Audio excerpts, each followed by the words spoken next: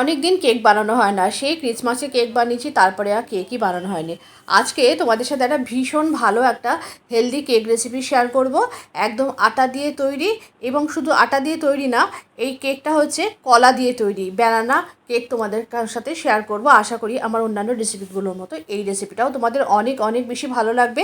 নমস্কার, আমি অন্তরা, আপনাদের চ্যানেল অন্তরা কুকিং চ্যানেলে আপনাদের সবাইকে জানাই অনেক অনেক স্বাগত। বড়দের প্রণাম আর ছোটোদের ভালোবাসা জানিয়ে আজকের রেসিপিটা স্টার্ট করি। একদম সহজভাবে তৈরি করা দেখাবো, কিভাবে একদম সহজ পদ্ধতিতে হেলদি কেক বাড়িতে তৈরি করে নিতে পারবে, সেই রেসিপি আজকে তোমাদের সাথে শেয়ার করব। বানানো হবে একদম সহজ আর একদম সুন্দর সফট স্পঞ্জি কেক তৈরি করে দেখাবো।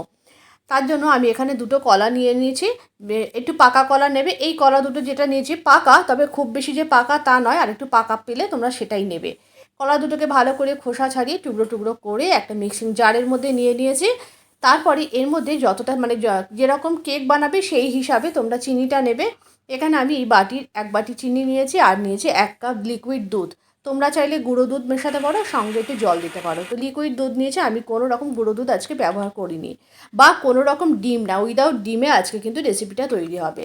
প্রথমে কলা আর চিনিটাকে ব্লেন্ড করে নিয়েছি, ভালো করে ব্লেন্ড করে নেওয়ার পর এর মধ্যে 1 বাটি দিয়ে দিয়েছি ওটস, আর দিয়ে দিয়েছি 2 চামচ সুজি, দিয়ে আবারও ভালো করে সমস্ত কিছু ব্লেন্ড করে একদম একটা স্মুথ ব্যাটার তৈরি করে নেবো। দেখো আমি ঢালছি, দেখে বুঝতেই পারছো কীরকম স্মুথ ব্যাটার। এরকম স্মুথ ব্যাটার না হলে কিন্তু কেক একদম ভালো হবে না, কেক জমবে না ভালোভাবে, জায়গায় জায়গায় কিন্তু কাঁচা থেকে যাবে। সেই জন্য সমান মানে একদম চারিদিক সমান ব্যাটার তৈরি হওয়া দরকার। তারপরে দিয়ে দিয়েছি এর মধ্যে 1 বাটি কেক, মানে 1 বাটি আটা, যতটা ওটস ততটাই আটা দিয়েছি। দিয়ে খুব ভালো করে একটা হ্যান্ড হুইস্কারের সাহায্যে এটাকে মিশিয়ে নিয়েছি। এরপরে আসলে আমার কোনো রকম হ্যান্ড বিটার নেই, যার জন্য আমি হ্যান্ড হুইস্কারের সাহায্যে করেছি। তোমাদের হ্যান্ড বিটার থাকলে তাই দিয়ে করবে।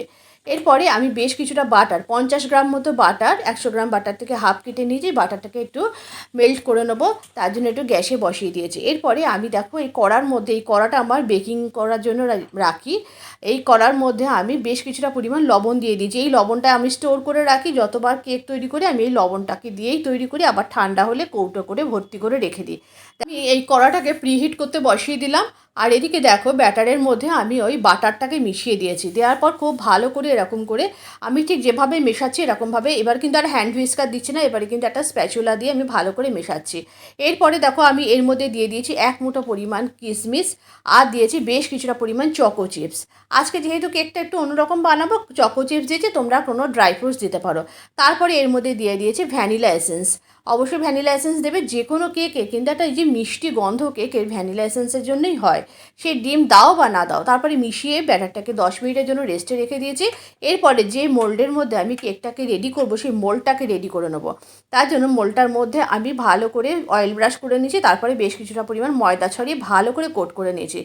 আমি কোনো রকম বাটার পেপার বা কোনো রকম পেপার ব্যবহার করব না, শুধুমাত্র এইভাবেই বানাবো, একদম স্মুথলি উঠে আসবে কেকটা। আমি যেভাবে বলছি এভাবে করবে, দেখবে কোনো অসুবিধা হবে না। মাঝে একবার ব্যাটারটা আর একবার নেড়ে নিলাম, আবারও ঢাকনা চাপা দিয়ে রেখে দিয়েছি। এরপরে আমি বেশ কিছুটা পরিমাণ এর মধ্যে এই যে মোরব্বা, এগুলোকে বলে চাল কুমড়ো মোরব্বা, চাল কুমড়ো মোরব্বা টুকরো টুকরো করে কেটে এর মধ্যে দিয়ে দিয়েছি, দিয়ে আবারও ভালো করে মিশিয়ে নিচ্ছি। এরপরে দেখো আমি 1 চামচ দিয়েছি বেকিং পাউডার, আর তার হাফ দিয়েছি বেকিং সোডা। অল্প একটু জল দিয়ে প্রথমে খুব ভালো করে মিশিয়ে নিয়েছি, তারপরে খুব ভালো করে স্প্যাচুলা দিয়ে আমি এরকম করে করে মিশিয়েছি। ঠিক আমি যেভাবে মানে স্প্যাচুলাটা চালাচ্ছি এইভাবে স্প্যাচুলাকে ঘোরাবে, তা নয়তো বেশি তোমরা যদি হ্যান্ড হুইস্কারের সাহায্যে এটাকে বেশি করে ঘোরাও তাহলে কিন্তু ব্যাটারটা ভালো হবে না, কেক একদম জমবে না, কেকটা কিন্তু ভালো তৈরি হবে না। এরপরে ব্যাটারটা পুরো ঢেলে দিলাম এই মোল্ডের মধ্যে, একটু ট্যাপ ট্যাপ করে নিলাম, ভেতরে কোনো বাবলস থাকলে সেটা আর বেরিয়ে যাবে। এরপরে দেখো একদম নুনটা কিন্তু গরম হয়ে গেছে, নুনটাকে একটুখানি খুন্তি দিয়ে চারপাশে ছড়িয়ে দিলাম, মাঝখানটা একটা স্পেস তৈরি করে এর মধ্যেখানে বসিয়ে দিলাম কেকটা। ব্যাস একদম ঢাকনা চাপা দিয়ে টানা 20 মিনিট মতো এটাকে একটু বেক করার পর আমি একটা স্কেওয়ার দিয়ে দেখে নিলাম। তারপরে এখনও তৈরি হয়নি, একটু আধকাচা আছে, এই অবস্থায় এর ওপর থেকে সরিয়ে দিলাম দেখতে ভালো লাগার জন্য একটু চকো চিপস। এই চকো চিপসটা থাকলে বাচ্চাদের দেখতে ভালো লাগলেই ওরা খেতেও চাইবে খুব ভালো। আর ব্যানানা কেক বলে কথা, হেলদি তো বটে। এবারে দেখো আরও 15 মিনিট বাদে দেখাচ্ছি, এরপরে কিন্তু একদম রেডি হয়ে গেছে, স্কোয়ারের গায়ে আর কিচ্ছু লাগছে না। এইভাবে ঢেকে রেখে দেবো আরও 15 মিনিট, টোটাল 45 মিনিট মতো লাগবে। এরপরে দেখো একদম কেকটা ঠান্ডা হয়ে গেছে, এবারে নিয়ে এসেছি টেবিলে। দেখো একদম মানে স্মুথলি, কোনো রকম আমাকে ছুরি দিয়ে চারপাশটা কাটতেও হলো না, একদম মানে এমনি হাতে দিলেই উঠে আসলো কেকটা, কি সুন্দর। আর দেখো চকো চিপসগুলো চারিদিকে ছড়িয়ে গেছে, মেল্ট হয়ে গেছে, কি সুন্দর। কেমন হয়েছে রেসিপিটা অবশ্যই জানিও।